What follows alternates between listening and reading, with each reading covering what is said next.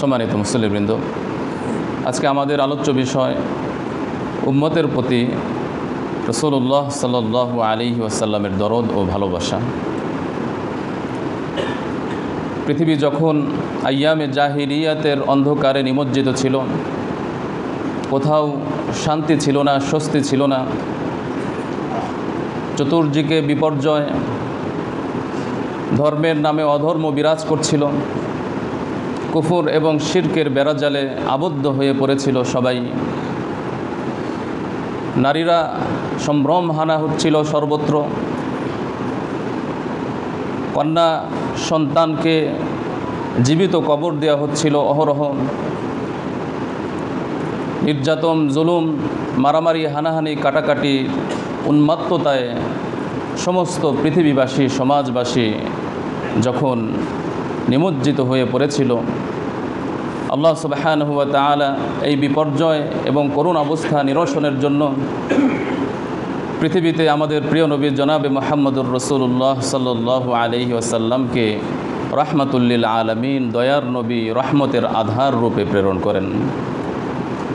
আল্লাহ সুবহানাহু ওয়া তাআলা নবী করিম সাল্লাল্লাহু আলাইহি ওয়াসাল্লামকে উপাধি দেন যে তিনি হলেন রাহমাতুল লিল আলামিন। ওয়ামা আরসালনাকা ইল্লা রাহমাতাল লিল আলামিন, নিশ্চয়ই আমি আপনাকে জগৎবাসীর জন্য রহমত এবং করুণার আধার রূপে প্রেরণ করেছি। সূরাতুল আম্বিয়া 107 নম্বর আয়াত। এই আয়াতের অর্থ হলো আল্লাহ সুবহানাহু ওয়া তাআলা জনাবে রাসূলুল্লাহ সাল্লাল্লাহু আলাইহি ওয়াসাল্লামকে এই পৃথিবীতে রহমত, ইসলাম, তাওহীদ দিয়ে প্রেরণ করেছেন। তাওহীদ এবং ইসলাম সাক্ষাৎ রহমত। সুতরাং যারা এই রহমত তথা ইসলাম, দিন, রাসূলুল্লাহ সাল্লাল্লাহু আলাইহি ওয়াসাল্লামের রিসালতকে যারা গ্রহণ করবে, তারা নিশ্চিত দুনিয়া এবং আখিরাতে সফলকাম হবে, নিরাপদ হবে এবং সুখ ও শান্তি লাভ করতে পারবে। পক্ষান্তরে যারা আল্লাহ প্রদত্ত রাসূলুল্লাহ সাল্লাল্লাহু আলাইহি ওয়াসাল্লাম আনিত রহমত তথা দিন এবং রিসালতকে গ্রহণ করবে না, তারা পরকালে শান্তি, নিরাপত্তা এবং সুখ লাভ করতে পারবে না, বরং তারা আযাবের উপযুক্ত হয়ে যাবে। অথবা এই আয়াতের অর্থ হলো রাসূলুল্লাহ সাল্লাল্লাহু আলাইহি ওয়াসাল্লাম জগৎবাসী সকলের জন্য ছিলেন দয়া, অনুগ্রহ এবং রহমতের কারণ তার মাধ্যমে পৃথিবীতে যে দিন এবং ইসলাম এসেছে, তার মাধ্যমে মানুষ আল্লাহ এবং দ্বীনের পরিচয় লাভ করেছেন। এই পৃথিবীতে যতক্ষণ পর্যন্ত তার সেই দিন অব্যাহত থাকবে, মানুষ আল্লাহকে চিনবে, আল্লাহকে ডাকবে, আল্লাহ আল্লাহ বলে ডাকবে, ততক্ষণ পর্যন্ত এই পৃথিবীতে বিপর্যয় বা আল্লাহর আযাব এমনভাবে আসবে না যা উম্মতকে সমূলে ধ্বংস করে দেবে। বরং রাসূলুল্লাহ সাল্লাল্লাহু আলাইহি ওয়াসাল্লামের আনিত এই দিন পৃথিবীতে যতক্ষণ পর্যন্ত থাকবে, ততক্ষণ পর্যন্ত কাফের, মুশরিক, জড়পদার্থ সমস্ত প্রাণীকুলের জন্য এই দিন রহমত হিসাবে থাকবে এবং রসুল রহমত হিসাবে বিবেচিত হবে এবং উম্মতকে, পৃথিবীকে সমূলে ধ্বংস করা হবে না। পৃথিবী তখনই সমূলে ধ্বংস হয়ে যাবে যখন এই পৃথিবীতে আল্লাহ আল্লাহ বলার কেউ থাকবে না, আল্লাহর ইবাদতের কেউ থাকবে না। তখন পৃথিবী কিয়ামত সংগঠিত হবে এবং পৃথিবী ধ্বংস হয়ে যাবে। অথবা রাসূলুল্লাহ সাল্লাল্লাহু আলাইহি ওয়াসাল্লামের বরকতে আল্লাহ রাব্বুল আলামিন উম্মতে মুহাম্মদীকে সমূলে ধ্বংস করবেন না, কারণ রাসূলুল্লাহ সাল্লাল্লাহু আলাইহি ওয়াসাল্লামের এটি বরকত। পক্ষান্তরে পূর্ববর্তী অনেক নবী এবং রসুল অতিবাহিত হয়ে গিয়েছেন, যারা উম্মতের অবাধ্যতার কারণে বদদুয়া করেছেন এবং তাদেরকে সমূলে ধ্বংস করে দেওয়া হয়েছে। তো সুতরাং এই দৃষ্টিকোণ থেকে রাসূলুল্লাহ সাল্লাল্লাহু আলাইহি ওয়াসাল্লাম হলেন রাহমাতুল লিল আলামিন। রাসূলুল্লাহ সাল্লাল্লাহু আলাইহি ওয়াসাল্লাম ছিলেন উম্মতের প্রতি প্রচণ্ড দরদী। উম্মতের প্রতি তার যে ভালোবাসা, তার দৃষ্টান্ত এই পৃথিবীতে তুলনাহীন। তিনি মানুষের হেদায়েতের জন্য, ইসলাম প্রাপ্তির জন্য যেই পরিশ্রম করেছেন, যেই জুলুম এবং নির্যাতনের শিকার হয়েছেন, এরকম জুলুম নির্যাতনের শিকার আর কোনো নবী রাসূল হন নাই। পাশাপাশি উম্মত যেন হেদায়েত থেকে বিচ্যুত না হয়, হেদায়েতের আলো থেকে যেন পথহারা দিক ভ্রান্ত না হন, এজন্য তিনি ছিলেন সদা বেকুল এবং সদা চিন্তিত। এই কারণেই আল্লাহ রাব্বুল আলামিন রাসূলুল্লাহ সাল্লাল্লাহু আলাইহি ওয়াসাল্লামের এই ব্যাকুলতা, তার এই চিন্তা এবং তার এই পেরেশানিকে কোরআনুল কারীমে সূরাতুত তাওবার 128 নম্বর আয়াতে এভাবে উল্লেখ করেছেন, লাকাদ জাআকুম রাসূলুম মিন আনফুসিকুম আজিজুন আলাইহি মা আনিতুম হারিসুন আলাইকুম বিল মুমিনিনা রাউফুর রহিম। আল্লাহ রাব্বুল আলামিন রাসূলুল্লাহ সাল্লাল্লাহু আলাইহি ওয়াসাল্লামের ব্যাকুলতার বিবরণ দিয়ে বলেন যে তোমাদের মধ্য থেকেই তোমাদের কাছে একজন রসূল আগমন করেছেন, যে রসূলের কাছে পীড়াদায়ক তোমাদের কাছে যা কষ্টদায়ক, ক্ষতিকর। হারিসুন আলাইকুম বিল মুমিনিন, এবং তিনি মঙ্গলকামী তোমাদের ব্যাপারে, শুভাকাঙ্ক্ষী তোমাদের প্রতি। বিল মুমিনিনা রাউফুর রহিম, এবং মুমিনদের ব্যাপারে তিনি স্নেহশীল, দয়াদ্র। এভাবে রাসূলুল্লাহ সাল্লাল্লাহু আলাইহি ওয়াসাল্লামের ব্যাকুলতার কথা সূরাতুত তাওবার 128 নম্বর আয়াতে আল্লাহ রাব্বুল আলামিন উল্লেখ করেছেন। রাসূলুল্লাহ সাল্লাল্লাহু আলাইহি ওয়াসাল্লাম তার শ্রম, তার চেষ্টা প্রচেষ্টা ছিল যে পৃথিবীর সমস্ত মানুষ মুমিন হয়ে যাক, সমস্ত মানুষ ঈমান এবং হেদায়েত গ্রহণ করে সফল হয়ে যাক। কিন্তু উম্মতের বিমুখতা এবং রাসূলুল্লাহ সাল্লাল্লাহু আলাইহি ওয়াসাল্লামের অবাধ্যতা, এই সমস্ত কারণে নবী করিম সাল্লাল্লাহু আলাইহি ওয়াসাল্লাম খুব চিন্তিত হয়ে পড়তেন। কোরআনুল কারীমের বিভিন্ন আয়াতে আল্লাহ রাব্বুল আলামিন রাসূলুল্লাহ সাল্লাল্লাহু আলাইহি ওয়াসাল্লামকে সান্ত্বনা দিয়েছেন। সূরাতুশ শুআরা এর 3 নম্বর আয়াতে আল্লাহ তাআলা ইরশাদ করেন, লাআল্লাকা বাখিউন নাফসাকা আল্লা ইয়াকুনু মুমিনিন। হে নবী, আপনি যেন আপনার জীবনকে ধ্বংস করে দিবেন এই চিন্তায় যে তারা মুমিন হচ্ছে না। সূরা ফাতিরের 8 নম্বর আয়াতে আল্লাহ রাব্বুল আলামিন বলেন, ফালা তাযহাব নাফসাকা আলাইহিম হাসারাত। যে সকল কাফের মুশরিকরা ঈমান গ্রহণ করছেন না, অথচ আপনি তাদেরকে হেদায়েতের পথে পরিচালিত করার জন্য আপ্রাণ চেষ্টা করছেন, তাদের প্রতি আফসোস আক্ষেপ করে আপনি আপনার প্রাণকে ধ্বংস করে দিবেন না। এই আয়াত থেকে বোঝা যায় যে রাসূলুল্লাহ সাল্লাল্লাহু আলাইহি ওয়াসাল্লাম উম্মতের প্রতি কত চিন্তিত ছিলেন, ব্যথিত ছিলেন। সমস্ত উম্মত তার আনিত দ্বীন এবং ইসলাম গ্রহণ করুক, দুনিয়া এবং আখিরাতে সফলতা অর্জন করুক, সেই চিন্তায় সদা বিভোর থাকতেন তিনি। সেই প্রচেষ্টায় তিনি নিজের জীবনকে উৎসর্গিত করেছেন এবং সারা জীবনের কষ্ট এবং সাধনা এই উদ্দেশ্যেই ছিল তার। রাসূলুল্লাহ সাল্লাল্লাহু আলাইহি ওয়াসাল্লাম কাফেরদের প্রতি ছিলেন দরদি এবং তাদের প্রতিও তার ছিল অনেক ভালোবাসা। কাফেরদের প্রতি দরদ এবং ভালোবাসার উদ্দেশ্য হলো যে তাদেরকে দয়া করে, মায়া করে ইসলামের পথে আনার চেষ্টা করেছেন, কারণ তিনি জানতেন ঈমান গ্রহণ না করার পরিণতি কী, ইসলাম গ্রহণ না করা, রাসূলুল্লাহ সাল্লাল্লাহু আলাইহি ওয়াসাল্লামের রিসালতকে উপেক্ষা করার ভয়াবহ পরিণতির শাস্তি কী হতে পারে তিনি যতটুকু জানতেন অন্য কেউ জানতেন না। এই কারণে তিনি কাফেরদের প্রতি দয়াদ্র আচরণ করতেন, তাদেরকে ঈমানের প্রতি, ইসলামের প্রতি এবং আল্লাহর প্রতি একনিষ্ঠভাবে দাওয়াত দিতেন। রাসূলুল্লাহ সাল্লাল্লাহু আলাইহি ওয়াসাল্লাম নবুয়তের 10ম বৎসরে আবু তালেব যখন ইন্তেকাল করল, খাদিজা রাদিয়াল্লাহু তাআলা আনহাও ইন্তেকাল করলেন, কাফের মুশরিকদের থেকে জুলুম নির্যাতনের মাত্রা বেড়ে গেল, মক্কাতে বসবাস করা দায় হয়ে পড়ল। তখন তিনি চিন্তা করলেন যে আমি ইসলামের দাওয়াত নিয়ে তায়েফে যাব, তায়েফে গিয়ে তায়েফের লোকদের কাছে নিজেকে অর্পণ করব, তারা যেন আমাকে আশ্রয় দেয় এবং আমি যেন তাদের কাছে ইসলামের প্রচার প্রসার করতে পারি। রাসূলুল্লাহ সাল্লাল্লাহু আলাইহি ওয়াসাল্লাম অত্যন্ত আশা নিয়ে তায়েফে গমন করেছিলেন। তায়েফের ঘটনা সম্পর্কে আমরা সকলেই অবগত আছি। তিনি অত্যন্ত জুলুম নির্যাতনের শিকার হন এবং কঠোরভাবে এবং অত্যন্ত জঘন্যভাবে তিনি রক্তে রঞ্জিত হন। তায়েফের দুষ্ট বালকদের দ্বারা তিনি আক্রান্ত হন, অশ্রাব্য গালিগালাজে নির্যাতিত, নিপীড়িত হন এবং তিনি ব্যথিত হন। রাসূলুল্লাহ সাল্লাল্লাহু আলাইহি ওয়াসাল্লাম ব্যথিত মনে যখন কোথাও বসে পড়লেন, তখন তিনি নিজেকে সান্ত্বনা দিলেন যে আমি দ্বীনের জন্য এই কাজ করছি, দ্বীনের জন্য, আল্লাহ তাআলার সন্তুষ্টির জন্য। রাসূলুল্লাহ সাল্লাল্লাহু আলাইহি ওয়াসাল্লাম কাফের মুশরিকদের তায়েফের এই ঘটনা তিনি বরদাস্ত করলেন, কিন্তু আল্লাহ রাব্বুল আলামিন বরদাস্ত করতে পারেন নাই। আল্লাহ সুবহানাহু ওয়া তাআলা জিবরাইল আলাইহিস সালাতু ওয়াস সালামকে সৈন্যবাহিনী সহকারে প্রেরণ করলেন এবং এই কথা বললেন যে যারা আজকে আপনাকে কষ্ট দিয়েছে, হে নবী আপনি যদি চান তাহলে তাদেরকে সমূলে ধ্বংস করে দেওয়া হবে। জিবরাইল আলাইহিস সালাতু ওয়াস সালাম এসে নবী করিম সাল্লাল্লাহু আলাইহি ওয়াসাল্লামকে বললেন যে হে আল্লাহর রাসূল, আমি পাহাড়ের ফেরেশতা নিয়ে আপনার কাছে এসেছি, আপনি শুধু তাকে অনুমতি দেন, তাদেরকে পিষে ধ্বংস করা হবে। পাহাড়ের ফেরেশতা রাসূলুল্লাহ সাল্লাল্লাহু আলাইহি ওয়াসাল্লামের কাছে এসে সালাম দিয়ে অনুমতি প্রার্থনা করলেন যে হে আল্লাহর রাসূল সাল্লাল্লাহু আলাইহি ওয়াসাল্লাম, আমাকে অনুমতি দেন, পাহাড়ের যে দুটি বড় বড় পাহাড় আছে এই পাহাড় আমি চাপা দিব, দুই পাহাড়ের মাঝখানে তায়েফবাসীকে আমি আপনার অনুমতি পেলে ধ্বংস করে দিব।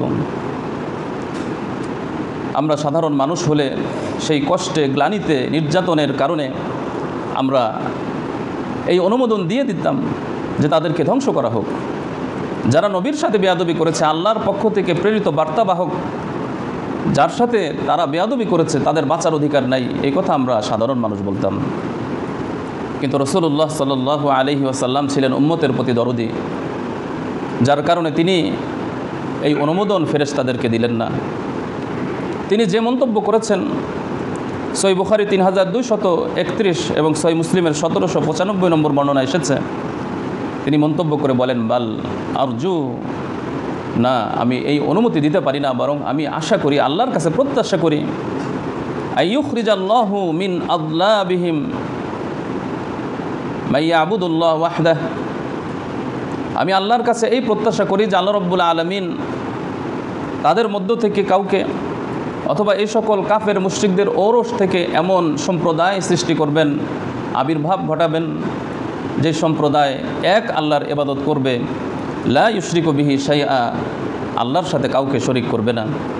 সুতরাং এদেরকে ধ্বংস করলে কী লাভ? এদের সন্তান সন্ততি যদি এই পৃথিবীতে আগমন করে আমার প্রতি বিশ্বাস স্থাপন করে, ইসলাম গ্রহণ করে, আল্লাহর সাথে শরিক করা ত্যাগ করে, তাহলেই তো ভালো হয়।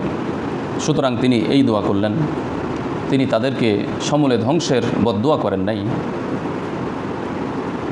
এজন্যই তো রাসূলুল্লাহ সাল্লাল্লাহু আলাইহি ওয়াসাল্লামকে একবার সাহাবীরা জুলুম এবং নির্যাতনে অতিষ্ঠ হয়ে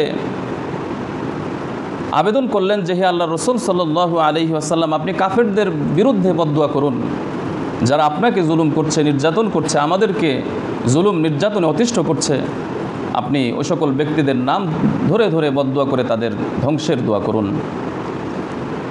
রাসূলুল্লাহ সাল্লাল্লাহু আলাইহি ওয়াসাল্লাম ইরশাদ করেন, ইন্নী লাম উবআস লাআনা, আমি অভিসম্পাদকারী হিসেবে এই পৃথিবীতে আবির্ভূত হই নাই, ওয়া ইন্নামা বুইসতু রাহমাতান, বরং আমি এই পৃথিবীতে রহমত হিসেবে, দয়ার স্বরূপ হিসেবে, আধার হিসেবে পৃথিবীতে প্রেরিত হয়েছি। সহিহ মুসলিম 6507 নম্বর হাদিস। এরকম দৃষ্টান্ত উহুদ প্রান্তরেও আছে। উহুদের যুদ্ধের সময় কাফের মুশরিকদের দ্বারা রাসূলুল্লাহ সাল্লাল্লাহু আলাইহি ওয়াসাল্লাম আহত হয়েছিলেন।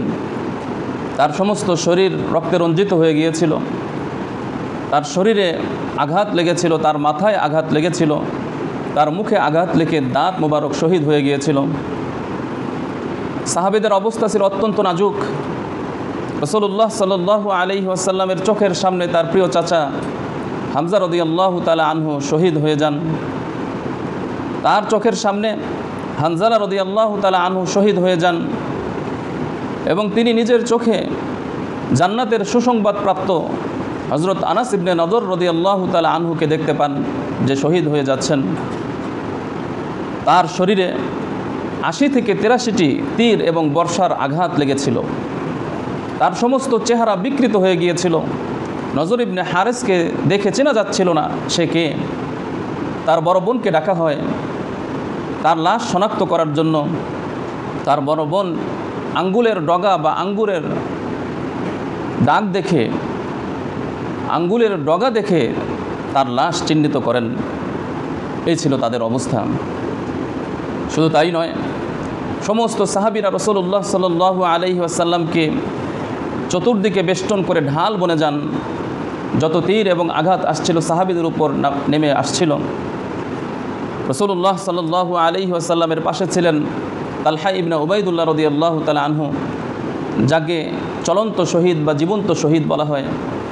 তার শরীরে 70টি তীরের আঘাত লেগে গিয়েছিল, তারপরেও তিনি রাসূলুল্লাহ সাল্লাল্লাহু আলাইহি ওয়াসাল্লাম থেকে সরে যাননি।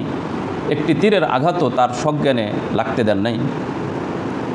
এই যখন কঠিন মুহূর্ত আবির্ভাব হয়েছিল, কঠিন মুহূর্ত যখন বিরাজ করছিল, তখনও আল্লাহ রাব্বুল আলামিনের পক্ষ থেকে জিবরাইল আলাইহিস সালাতু ওয়াস সালাম এসে অনুমতি প্রার্থনা করেন যে, হে আল্লাহর রাসূল সাল্লাল্লাহু আলাইহি ওয়াসাল্লাম, আপনার কি মত?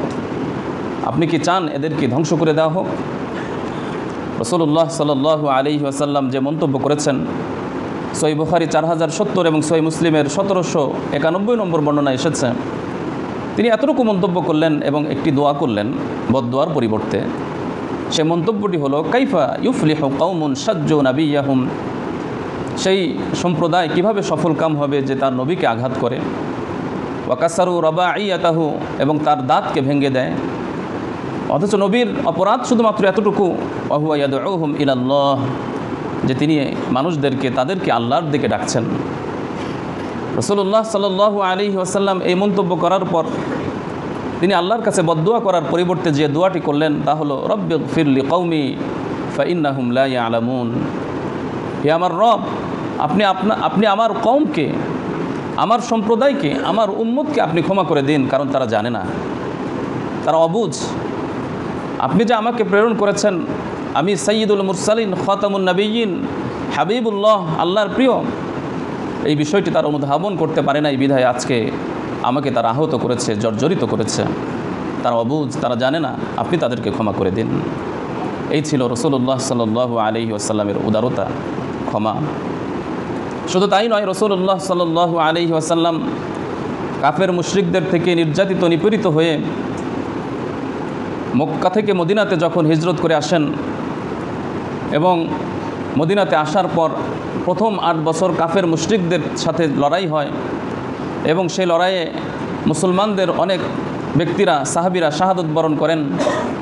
অনেক জুলুম নির্যাতনের শিকার হওয়ার পর যখন 8ম হিজরিতে মক্কা বিজয় অর্জন করেন, তখন আমরা সাধারণ মানুষ হলে সেই বিজয়ের দিন ওই সকল ব্যক্তিদের থেকে প্রতিশোধ গ্রহণ করতাম, তাদেরকে আটক করতাম, অথবা তাদেরকে অপরাধী হিসাবে বন্দী করতাম এবং তাদেরকে শাস্তি দিতাম। কিন্তু রাসূলুল্লাহ সাল্লাল্লাহু আলাইহি ওয়াসাল্লাম মক্কা বিজয়ের দিন সাধারণ ক্ষমার ঘোষণা দিয়ে দিলেন।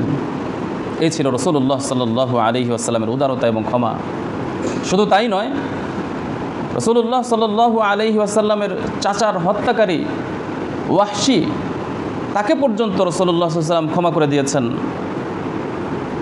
এবং আনাস ইবনে নজরের হত্যাকারী এবং তার বুক ফিরে কলিজা বের করে যে চর্বণ করেছিল যে নারী হিন্দা, তাকে পর্যন্ত রাসূলুল্লাহ সাল্লাল্লাহু আলাইহি ওয়াসাল্লাম ক্ষমা করে দিয়েছিলেন।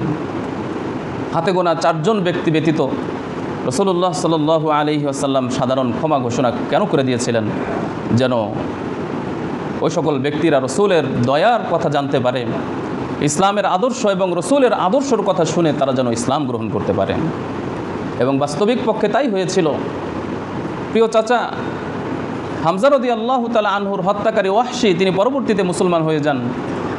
আবু জেহেলের ছেলে ইকরামা রাদিয়াল্লাহু তাআলা আনহু মুসলমান হয়ে যান। এরকম অনেক উদাহরণ আছে যারা কঠোর শত্রু ছিল, রাসূলুল্লাহ সাল্লাল্লাহু আলাইহি ওয়াসাল্লামের প্রতি চরম বিদ্বেষী ছিল। ওই সকল ব্যক্তিরা এই আদর্শ দেখে রাসূলুল্লাহ সাল্লাল্লাহু আলাইহি ওয়াসাল্লামের প্রতি ঈমান আনে, ইসলাম গ্রহণ করে। এই ছিল রাসূলুল্লাহ সাল্লাল্লাহু আলাইহি ওয়াসাল্লামের পক্ষ থেকে কাফের উম্মতের প্রতি দরদ এবং ভালোবাসা, দয়া এবং উদারতা।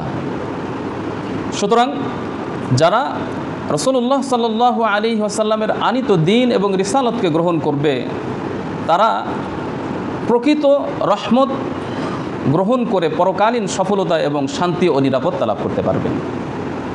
আর যারা রাসূলুল্লাহ সাল্লাল্লাহু আলাইহি ওয়াসাল্লামের আনিত রহমত তথা দ্বীন ও ইসলামকে গ্রহণ করবে না, তারা পরকালে অবশ্যই শাস্তির মুখোমুখি হবে। এজন্য রাসূলুল্লাহ সাল্লাল্লাহু আলাইহি ওয়াসাল্লাম ওই সকল উম্মত যারা ইসলাম গ্রহণ করেছিলেন ওই মুসলিম উম্মতদেরকে অনেক এবং প্রচণ্ড ভালোবাসতেন এবং তাদের প্রতি প্রচণ্ড দরদি ছিলেন এবং সবসময় তিনি চাইতেন যে যারা ইসলাম গ্রহণ করেছে তারা ইসলামের উপর অটল থাকুক, অবিচল থাকুক, ইসলামের বিধিবিধানগুলোকে পালন করুক। এজন্য রাসূলুল্লাহ সাল্লাল্লাহু আলাইহি ওয়াসাল্লাম আজীবন তাদেরকে উপদেশ এবং দিক নির্দেশনা দিয়ে গিয়েছেন যেন সকলেই ঈমানের উপর অটল অবিচল থেকে পরকালীন সফলতা, সুখ ও শান্তি এবং জান্নাত লাভ করতে পারেন। এজন্য রাসূলুল্লাহ সাল্লাল্লাহু আলাইহি ওয়াসাল্লাম মুসলিম উম্মাহকে সদা সর্বদা ঈমানের উপর অটল থাকার পরামর্শ দিয়েছেন, নামাজ কায়েম করার জন্য নির্দেশ দিয়েছেন, ফরজ পালন করার জন্য উদ্বুদ্ধ করেছেন, হারাম বর্জন করার জন্য নির্দেশনা দিয়েছেন। কোনো অন্যায় অপরাধ ভুল হয়ে গেলে বিলম্ব না করে তওবা করার নির্দেশনা প্রদান করেছেন, সৎকর্ম সম্পাদন করা এবং অন্যায় থেকে বিরত থাকার জন্য দিক নির্দেশনা দিয়েছেন এবং বান্দার হক আদায় করার নির্দেশনা দিয়েছেন, কবিরা গুনাহ থেকে বাঁচার নির্দেশনা দিয়েছেন। কারণ এই বিষয়গুলো এমন যে বিষয়গুলো মুসলিম উম্মাহ পালন করলে দুনিয়া এবং আখিরাতে চূড়ান্ত সুখ ও সফলতা লাভ করতে পারবেন। কিন্তু বাস্তবতা হলো মুসলিম উম্মাহের মধ্যে এক সম্প্রদায় বা এক দল হলো যারা ছিল আল্লাহর প্রিয় বন্ধু, আল্লাহর ওলি, প্রকৃত মুসলিম, প্রকৃত মুমিন, মুত্তাকি।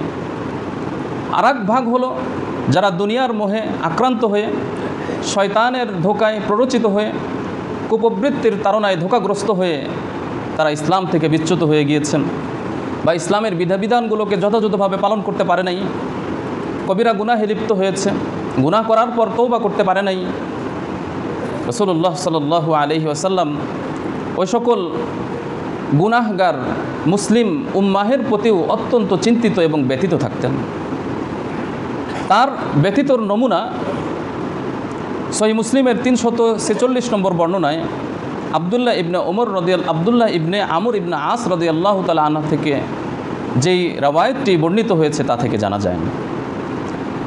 রওয়ায়াতটি হলো এই: রাসূলুল্লাহ সাল্লাল্লাহু আলাইহি ওয়াসাল্লাম একবার সাহাবীদের সামনে ইব্রাহিম আলাইহিস সালাতু ওয়াস সালামের দয়া এবং অনুগ্রহের কথা স্মরণ করে তিনি তার উম্মতের প্রতি যে দোয়া করেছিলেন সেই দোয়াটি যা সূরা ইব্রাহিমের 36 নম্বর আয়াতে বর্ণিত হয়েছে সেই আয়াতটি তেলাওয়াত করলেন। রব্বি ইন্নাহুন্না আদলালনা কাসীরাম মিনান নাস। ইব্রাহিম আলাইহিস সালাতু ওয়াস সালাম দোয়া করে বললেন যে হে আল্লাহ, এ সকল ব্যক্তিদেরকে তো মূর্তি তাদেরকে পথভ্রষ্ট করে ছেড়েছে, তারা পথভ্রষ্ট হয়ে গিয়েছে। ফামান তাবিআনি ফাইন্নাহু মিন্নি। সুতরাং পথভ্রষ্ট ব্যক্তিদের মধ্যে যারা আমার অনুসরণ করবে তারা আমার অন্তর্ভুক্ত হবে, আমার দলভুক্ত হবে। ওমান আসানি, আর যারা আপনার হুকুম লঙ্ঘন করবে হে আল্লাহ আপনি তাদেরকে ক্ষমা করে দিন। ফাইন্নাকা গফুরুর রহিম, আপনি তো গফুরুর রহিম। রাসূলুল্লাহ সাল্লাল্লাহু আলাইহি ওয়াসাল্লাম ইব্রাহিম আলাইহিস সালাতু ওয়াস সালামের কথা উল্লেখ করে ঈসা আলাইহিস সালাতু ওয়াস সালামের কথা উল্লেখ করলেন এবং তার দোয়া যা সূরা মাইদার শেষের দিকে উল্লেখ হয়েছে সেই দোয়াটি তিনি সাহাবীদের সামনে পেশ করলেন। ঈসা আলাইহিস সালাতু ওয়াস সালাম তার উম্মতের জন্য এইভাবে দোয়া করেছেন: ইন তুআযিবহুম ফাইন্নাহুম ইবাদুক। হে আল্লাহ, আপনি যদি তাদেরকে আযাব দেন তারা তো আপনারই বান্দা, সুতরাং আপনি তাদেরকে আযাব নাও দিতে পারেন। ওয়া ইন তাগফির লাহুম, আর আপনি যদি তাদেরকে ক্ষমা করুন, আপনি যদি তাদেরকে ক্ষমা করে দেন, ফাইন্নাকা আনতাল আজিজুল হাকিম, আপনি তো পরাক্রমশালী, প্রজ্ঞাময়। অর্থাৎ তিনি সূক্ষ্মভাবে এই দিকে ইঙ্গিত করলেন যে হে আল্লাহ, তারা তো আপনার বান্দাই, আপনি তাদেরকে ক্ষমা করে দেন। রাসূলুল্লাহ সাল্লাল্লাহু আলাইহি ওয়াসাল্লাম এই দুই রাসূল এবং তাদের দোয়াকে উল্লেখ করার পর তিনি আপ্লুত হয়ে ক্রন্দন করতে লাগলেন এবং উভয় হাত উত্তোলন করে আল্লাহর কাছে দোয়া করতে লাগলেন, আল্লাহুম্মা উম্মতি, আল্লাহুম্মা উম্মতি উম্মতি। হে আল্লাহ, আমার উম্মতের কি হবে, আমার উম্মতের কি হবে, আমার উম্মতের কি হবে। রাসূলুল্লাহ সাল্লাল্লাহু আলাইহি ওয়াসাল্লাম এভাবে দুই হাত উত্তোলন করে তিনি ক্রন্দন করছিলেন আর এইভাবে এই কথাগুলো বলছিলেন। সাহাবীরা বলেন যে তখন জিবরাইল আলাইহিস সালাতু ওয়াস সালাম মানুষের রূপ ধারণ করে এসে আল্লাহ রাব্বুল আলামিনের পক্ষ থেকে বার্তা নিয়ে রাসূলুল্লাহ সাল্লাল্লাহু আলাইহি ওয়াসাল্লামের কাছে আসেন। আল্লাহ রাব্বুল আলামিন জিবরাইল আলাইহিস সালাতু ওয়াস সালামকে বলেছেন, ইয়া জিবরাইল ইযহাব ইলা মুহাম্মদ, হে জিবরাইল মুহাম্মদ সাল্লাল্লাহু আলাইহি ওয়াসাল্লামের কাছে যাও, তুমি তাকে বলো যে সে কি চায়, আমি তাকে অবশ্যই তার উম্মতের ব্যাপারে খুশি করে দিব এবং আমি তাকে লাঞ্ছিত করব না। তখন রাসূলুল্লাহ সাল্লাল্লাহু আলাইহি ওয়াসাল্লাম তিনি খুশি হন এবং তিনি বুঝতে পারেন যে কিয়ামতের ময়দানে আল্লাহর পক্ষ থেকে তাকে এই অধিকার দেওয়া হবে তার উম্মতের গুনাহের জন্য সুপারিশ করতে পারবেন এবং অপরাধী উম্মতের জন্য তিনি সুপারিশ করে তাদেরকে জান্নাতে নিয়ে যেতে পারবেন। শুধু তাই নয়, রাসূলুল্লাহ সাল্লাল্লাহু আলাইহি ওয়াসাল্লাম যখন মৃত্যু শয্যায় শায়িত, মৃত্যুর সময় ঘনিয়ে এসেছে, তার সর্বশেষ যে কথা ছিল তার উম্মতের ব্যাপারে, আসসালাত আসসালাত ইত্তাকুল্লাহ ফীমা মালাকাত আইমানুকুম। রাসূলুল্লাহ সাল্লাল্লাহু আলাইহি ওয়াসাল্লাম মৃত্যু শয্যায় শায়িত হয়ে সর্বশেষ যে কথা বা উপদেশ তিনি দিয়ে গিয়েছিলেন, আর তা হলো নামাজ। নামাজ, আমার উম্মত যেন নামাজ ত্যাগ না করে, 5 ওয়াক্ত নামাজ তারা যেন যথাযথভাবে জামাতের সাথে আদায় করেন। আমার উম্মত যেন মানুষের হক আদায় করে, বিশেষ করে তার অধীনস্থ ব্যক্তিদের হক, কাজের লোকের হক, অধীনস্থ কর্মচারীর হক, তাদেরকে যেন কষ্ট না দেয়, তাদের পারিশ্রমিক যেন যথাযথভাবে আদায় করে। এই নির্দেশনা রাসূলুল্লাহ সাল্লাল্লাহু আলাইহি ওয়াসাল্লাম মৃত্যুর সময় করে গিয়েছেন। শাফাআতে কুবরার প্রসিদ্ধ হাদিস, হাদিস গ্রন্থের সকল কিতাবে এসেছে। সহিহ মুসলিমের 327 নম্বর বর্ণনায় এর বিস্তারিত আলোচনা এসেছেন। যখন সমস্ত উম্মত কিয়ামতের ময়দানে ইয়া নাফসি বলতে থাকবে যে কী ব্যাপার, বিচার কাজ কেন সম্পাদন শুরু করা হচ্ছে না। অপরদিকে মানুষের খুব কাছাকাছি সূর্য এসে যাবে, মানুষ হা হুতাশ করতে থাকবে, চরম বিপর্যয়ের সম্মুখীন হয়ে যাবে। সমস্ত মানুষ কামনা করবে যেভাবেই হোক আল্লাহ যে ফয়সালাই দিক, আল্লাহ তাআলা বিচার কাজ শুরু করেন। কিন্তু কে বলবে আল্লাহর কাছে এই আবেদন নিয়ে কে যাবে, কেউ সাহস পাচ্ছিলেন না। সমস্ত মানুষ পরামর্শ করে এই সিদ্ধান্তে উপনীত হবে যে আমরা আদি পিতা আদমের কাছে যাব। আদম আলাইহিসসালাতু ওয়াসসালাম তিনি ফিরিয়ে দিবেন, বলবেন নূহ আলাইহিসসালাতু ওয়াসসালামের কাছে যাও। নূহ আলাইহিসসালাতু ওয়াসসালাম ফিরিয়ে দিবেন, বলবেন ইব্রাহিমের কাছে যাও। ইব্রাহিম আলাইহিসসালাতু ওয়াসসালাম ফিরিয়ে দিবেন, বলবেন মুসার কাছে যাও। মুসা আলাইহিসসালাতু ওয়াসসালাম ফিরিয়ে দিবেন, বলবেন যে না, আমি তো একজনকে থাপ্পড় মেরেছিলাম যার কারণে সে নিহত হয়েছিল, আমি কিভাবে সুপারিশ করব, তুমি ঈসার কাছে যাও। ঈসা আলাইহিসসালাতু ওয়াসসালাম বলবেন আল্লাহ আজকে খুব রাগান্বিত, আজকে যেমন রাগান্বিত, এই তো পূর্বেও কখনো রাগান্বিত হন নাই, পরেও রাগান্বিত হবেন না, আমি তার কাছে যেতে পারবো না। তখন সকলেই সাইয়্যিদুল মুরসালিন খাতামুন নবিয়্যিন প্রিয় নবী রাসূলুল্লাহ সাল্লাল্লাহু আলাইহি ওয়াসাল্লামের কাছে আসবে। রাসূল সাল্লাল্লাহু আলাইহি ওয়াসাল্লাম বলবেন যে হ্যাঁ, আমি এর উপযুক্ত, আমি আল্লাহর কাছে যাব এবং সুপারিশ করব। তিনি আরশের কাছে যাবেন, আরশের নিচে তিনি সেজদায় রত হবেন এবং তিনি এমন প্রশংসা বাণী উচ্চারণ করবেন। রাসূল বলেন যে এরকম প্রশংসা বাণী আমি ইতোপূর্বে কখনো মুখ দিয়ে বের করতে পারি নাই। আল্লাহ তাআলাই আমার অন্তরে সেই প্রশংসা বাণী ঢেলে দিবেন। সেই প্রশংসা বাণীগুলো আমি আল্লাহর সামনে প্রকাশ করব, উচ্চারণ করব। আল্লাহ তাআলা বলবেন যে হে মুহাম্মদ, মাথা উঠাও, তুমি কি বলো তোমার কথা গ্রহণ করা হবে, তুমি সুপারিশ করো তোমার সুপারিশ গৃহীত হবে। তখন তিনি বলবেন যে হে আল্লাহ, আমার উম্মতকে ক্ষমা করে দিন, আপনি বিচার কাজ শুরু করুন। এভাবে রাসূলুল্লাহ সাল্লাল্লাহু আলাইহি ওয়াসাল্লাম কয়েকবার যাবেন,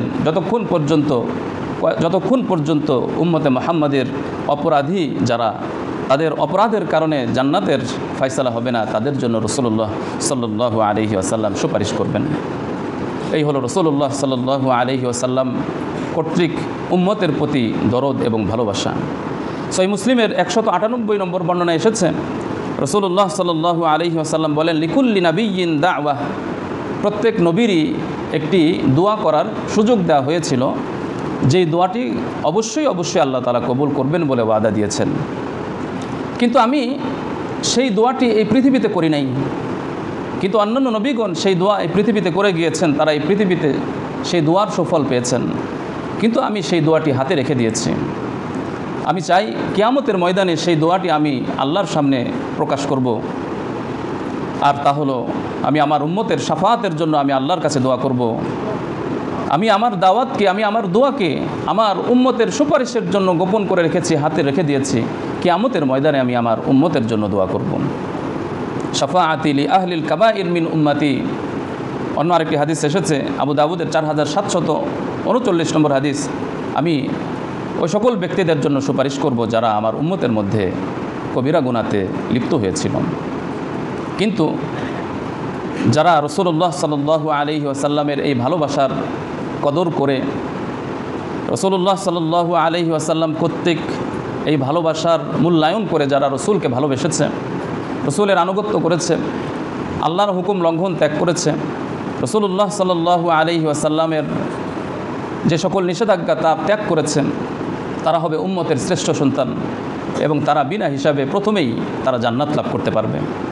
তো সুতরাং রাসূল সাল্লাল্লাহু আলাইহি ওয়াসাল্লামের এই ভালোবাসা এবং এই দরদকে আমাদের মূল্যায়ন করতে হবে তার আনুগত্যের মাধ্যমে, তাকে ভালোবাসার মাধ্যমে, তার সুন্নাহকে লালন এবং গ্রহণ করার মাধ্যমে। সুতরাং যারা রাসূল সাল্লাল্লাহু আলাইহি ওয়াসাল্লামের সুন্নাহ লালন করবে, পালন করবে এবং সারা জীবনে সকল ক্ষেত্রে রসুলের সুন্নাহকে বাস্তবায়ন করার চেষ্টা করবে এবং আমল করবে, তারা অবশ্যই তার উম্মতের মধ্যে সর্বশ্রেষ্ঠ সন্তান হিসেবে বিবেচিত হবে এবং তারা দুনিয়া এবং আখিরাতে সফলতা লাভ করবে। আল্লাহ তাআলার কাছে আমরা দোয়া করি আল্লাহ তাআলা আমাদের সকলকে তার প্রিয় হাবিব রাসূলুল্লাহ সাল্লাল্লাহু আলাইহি ওয়াসাল্লামের ভালোবাসার অধিকারী এবং তার সুন্নাহ লালনকারী এবং তার আনুগত্যকারী হিসেবে, অনুকরণকারী হিসেবে কবুল করুন। আমিন।